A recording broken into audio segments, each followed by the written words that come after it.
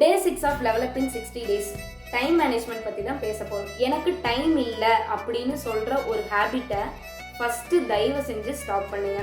நம்ம எல்லாத்துக்கும் காமனாக இருக்க ஒரு விஷயம் அப்படின்னா மணியோ பேக்ரவுண்டோ இல்லை சப்போர்ட்டோ எதுவுமே கிடையாது.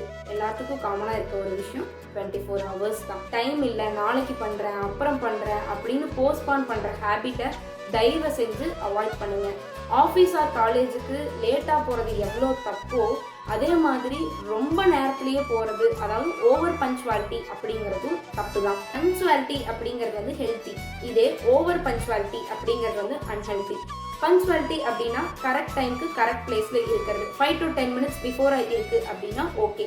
இதே ஓவர் பஞ்சுவாலிட்டி அப்படின்னா நம்ம லேட்டாக போயிடுவோமோன்னு பயந்து பயந்து பயந்து ஒரு 1/2 hour முன்னாடி 1 hour முன்னாடி அந்த பிளேஸ்க்கு நீங்கள் ரீச் ஆகுறீங்க அப்படின்னா அது ஓவர் பஞ்சுவாலிட்டி தான். உங்களோட டைமை நீங்கள் வேஸ்ட் பண்ணுறீங்க அப்படிங்கிறத தயவு செஞ்சு புரிஞ்சுக்கோங்க. நம்ம டைமை கரெக்டாக யூஸ் பண்ணணும், மேனேஜ் பண்ணணும் அப்படின்னா பிளானிங் வந்து ரொம்ப ரொம்ப இம்பார்ட்டண்ட். ஒரு நாளைக்கு என்ன டைம் அப்படின்னு சொல்லி ஒரு 5 to 10 times நம்ம பார்க்கணும். ஆனால் எத்தனை நேரம் நம்ம வேஸ்ட் பண்ணியிருக்கோம் அந்த டைமை அப்படிங்கிறது யாருமே யோசிக்கிறது இல்லை. கரெக்டு தானே?